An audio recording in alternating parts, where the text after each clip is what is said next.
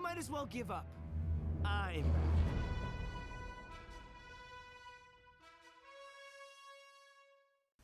Hey everyone, Rascal here. Welcome to another Rascal Reviews. And today I'm reviewing the Amazon Prime series, Invincible.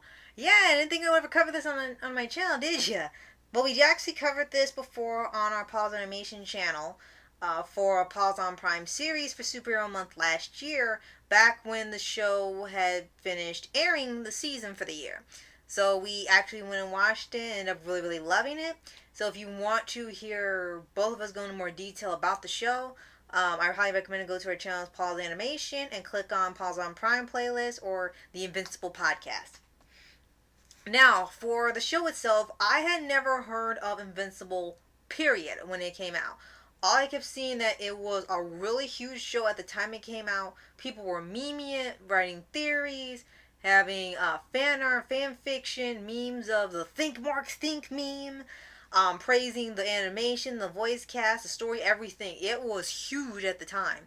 And there are some times where I or Mama and I are a little late to the party when it comes to certain shows, mostly because we're busy or we're not sure about it. Is this something we want to see? Well, I can say for Invincible that we did not take as long as we thought we would. We did get to it not long after it was over, so that we didn't have to wait for other episodes, like with Vox Machina. And Invincible shows the story of Mark Grayson, who is the son of Omni-Man, who's supposed to be the world's greatest superhero. And this is taking place in the world that's sort of My Hero Academia-esque, where superheroes are the norm, and it's a actual occupation you could have and get paid.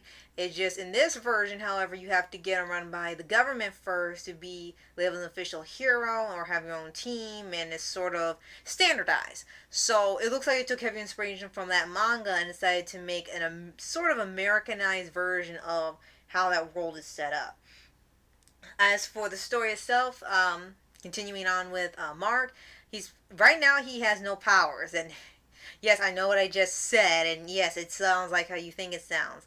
And he's kind of waiting to gain powers because he thinks he's normal and interesting. You know the old trope of that, the boring kid of two superheroes or one superhero, of course. And then eventually in the first episode, he actually does get his powers.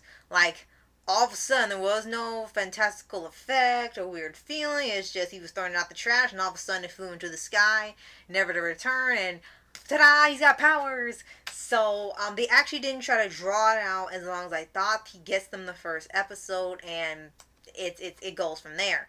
And Omni-Man wants to train Mark to become a hero and control his powers. And at first it's a little odd because he's a bit harsh on him to get the thing right. And at first it's like, okay, are they doing an Endeavor type thing where he's abusing the sun? No, they don't do that. He actually does lit up on him a few times within the show. It's just he's really excited for him to get his powers and get him under control as quick as possible in case he needs to save somebody. And yes, it goes as you think. Mark wants to become a superhero like his dad, so he goes out Spider-Man style and tries to stop bad guys with himself, only to half fail, half succeed. So it's a half win, I guess. And in here, as you watch, there's something that happens at the end of the first episode that I will not say in this video because it will spoil it and spoil the rest of the series. But once you see that scene and that ending, you're gonna want to see the next one, but you might want to take a break because it took us by surprise so much we had to stop watching the show for a while before we continued on with the story, because we don't really see a lot of that when we watch it. We usually try to keep it tame, especially for the things we review on our channel, but that there was real intense. Didn't see that coming.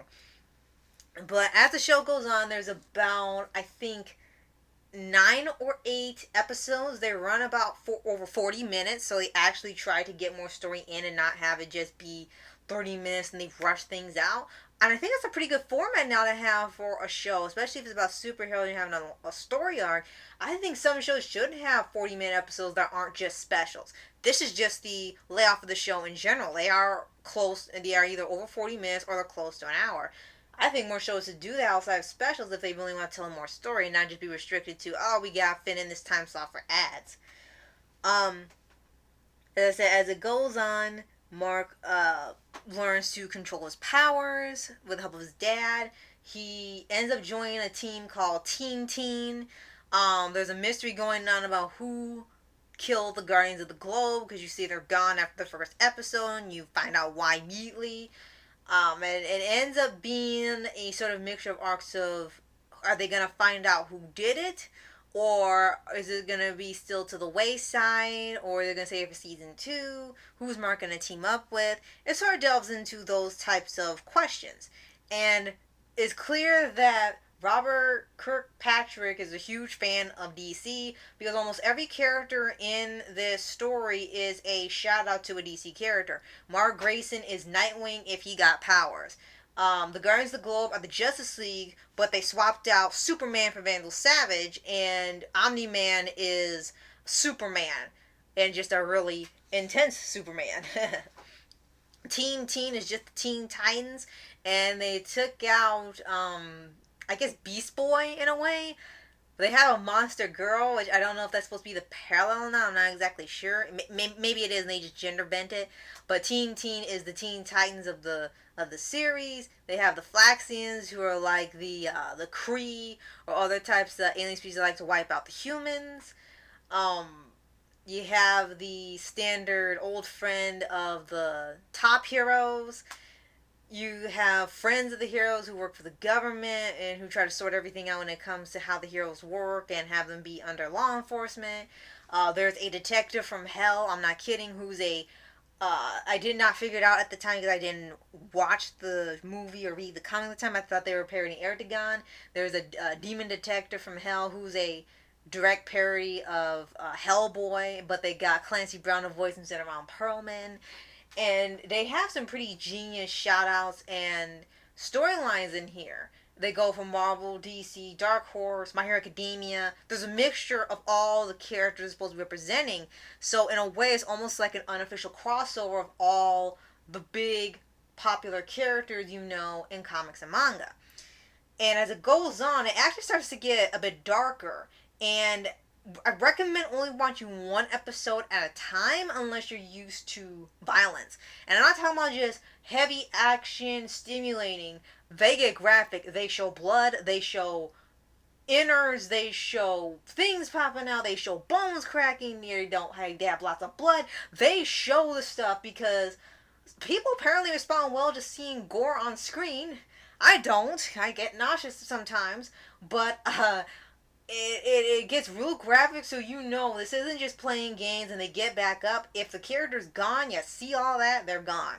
So if you're a bit sensitive to that, heavy warning right here. You might want to take an episode at a time if you're really sensitive to stuff like that, or you can't handle large amounts of gore or violence or brutality. Because that's kind of what we did. We watched one episode a week until we finished, because that was just a lot to take in at one time. But if you are okay with it, maybe you can watch 2 episodes at a time so you can get through it faster. Would I recommend Invincible?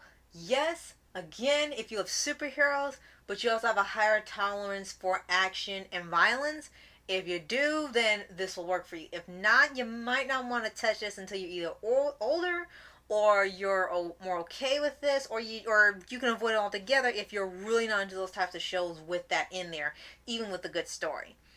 And there is a season 2 coming, and possibly a third. There's a upcoming live action adaptation from Amazon as well, and you know that's gonna suck. I'm not even gonna hide it. So, when that comes out, I'll be going on a list of worst adaptations of the 21st century. If there's any trivia you have about Invincible, you can tell me below, because I actually started reading the comic. I haven't gotten back to it, but I am enjoying reading the comic from the library. I've read like the first few issues, but I want to get some more. I'm just kind of putting that in between Hellboy. And if you have seen Invincible, let me know what you think in the comments below. Did you like it, even with the violence? Do you think it was just okay and you want more story, or did you hate it because of various reasons? You can tell me. I'm open to hearing all your opinions and views in the comments below. Thank you so much for watching. I'll see you guys next time. Later!